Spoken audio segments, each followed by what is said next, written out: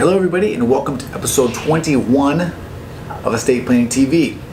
I am your host. I am Christopher Small. I'm the owner of CMS Law Firm, and this is the internet's most passionate show about estate planning. Welcome. Thank you for being here. Today we're going to talk about something that is near and dear to my heart, and that is temporary guardians, like temporary guardian designations. Most of us, when we think about having kids and we think about guardianship, we think about, who's going to take care of our kids if we die, right? If my wife and I, if we go out to date night and we never come back, who's going to take care of the kids? And that typically is taken care of in a will, right? I call them long-term guardians because they're short-term guardian.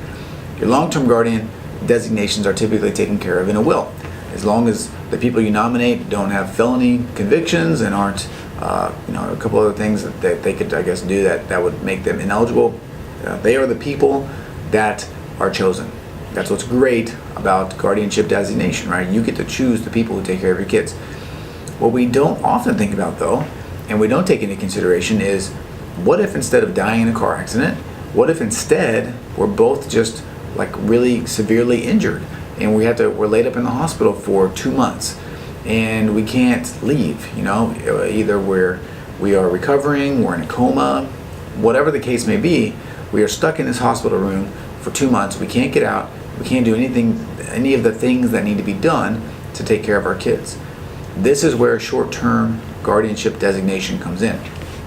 Now you might think to yourself, oh, no big deal, like my parents are here, my family is here, they can watch them, they can take care of them, no big deal. And you're right in some ways, and you are mistaken in others. Where these temporary guardian designations come into play are really in two ways. A, it takes all of the questions out of who is the one that should be taking care of the kids, because you spell it out right there. These are the people that we have entrusted for this job. They get first crack at it, right? The other thing, though, that most people don't realize or think about is that when somebody is just watching your kids, let's say it's a babysitter or something, yeah, they have the ability to take care of them, like feed them and do the things that they need to do, take them to the park, take them to school, but there are other certain things that they can't do without your prior approval. One of those things, and a very important thing, is get medical care, right? So let's say your kid has the flu, they have food poisoning, any of that kind of stuff. They need to go to the doctor. They have a high fever. They just need to go to the doctor and they need to get treated. It's unlikely that the hospital is going to accept those kids with you and not with a parent without this temporary guardianship paperwork. The temporary guardianship paperwork that we create specifically allows the people named to get medical care for the kids. Another thing that happens sometimes, and this is all sort of a timing deal, is school enrollment, participation in things like that. Sometimes you need to be the parent or have some parental authority to be able to do those things.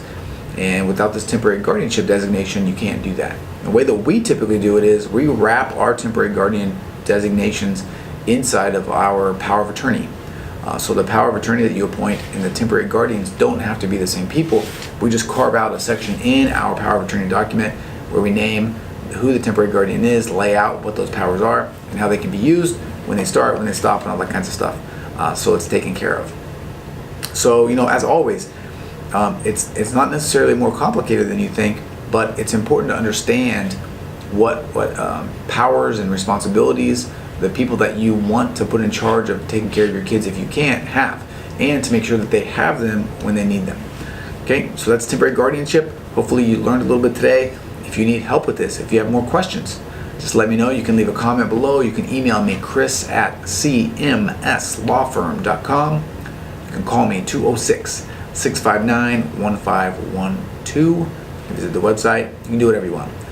But if you want to reach out, that's great. I'd love to talk to you and answer any questions that you have, help you put this into place. Do whatever you want, basically. All right, so that is it. Have a great day, and I will be back to talk to you again soon.